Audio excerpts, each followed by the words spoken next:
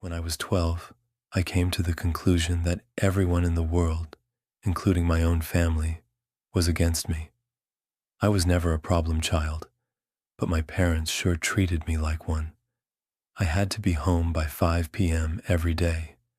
No friends over. No going to anyone else's house. Homework had to be done the moment I got home, no matter how long it took. No video games, only books, and I had to write reports on them to prove I'd read them. But what really hurt wasn't the rules. It was the lack of compassion. My mother was bitter, making me feel guilty for every mistake. My father, frustration was all he knew. He only spoke to me when yelling over bad test scores, or when he beat me for misbehaving. But enough about them. Let's talk about my school's psychologist. His name was Dr. Tanner, or so we'll call him. He was always alone in his office when I passed by. No one ever talked to him. I guessed kids were too scared to speak with a stranger about their problems. It took me 3 weeks to work up the courage to knock on his door. March 2nd, 1993. The day I told him everything. I was a mess, rambling about my parents' cruelty, choking back tears. But Dr. Tanner didn't interrupt. He just listened, arms folded, nodding gently. When I finished, I braced for the usual. "They love you. You're exaggerating." But he leaned closer, smiling. "I'm the best school psychologist in the world," he said. "I promise we will fix this." I rolled my eyes. "How?" "I have my ways, but you have to make me a promise." I nodded.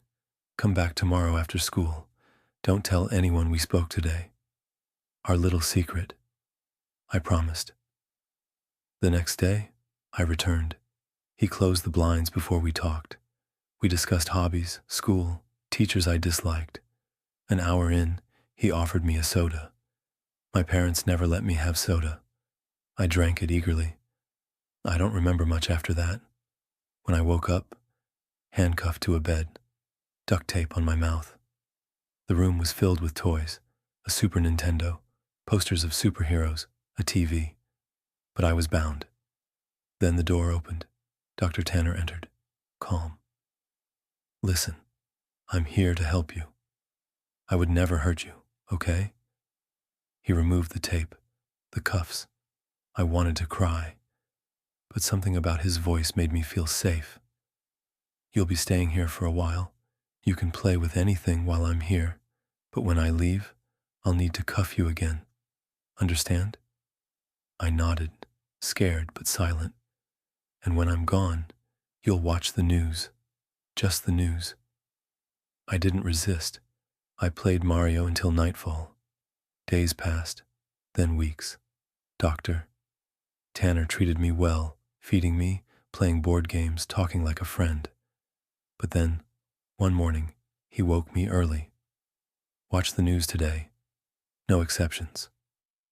That afternoon, the breaking news segment flashed across the screen. Human remnants found.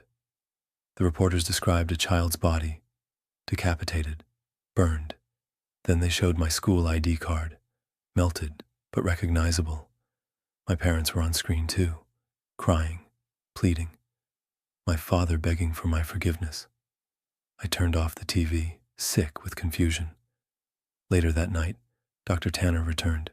He smiled, setting a fizzing bottle in my hand. "I made you a promise, didn't I?" I nodded, tears in my eyes. "Drink this. It'll help you sleep. And promise me, you'll never tell anyone you met me." I promised.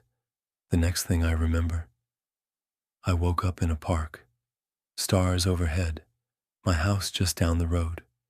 My father sat on the porch steps, head down, until he saw me. He ran, tears streaming, calling my name. My mother followed, sobbing.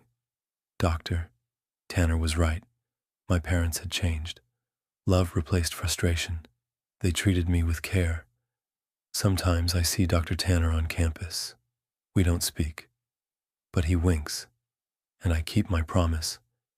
But I can't stop wondering, World Health Organization, did Dr. Tanner decapitate and throw off that overpass?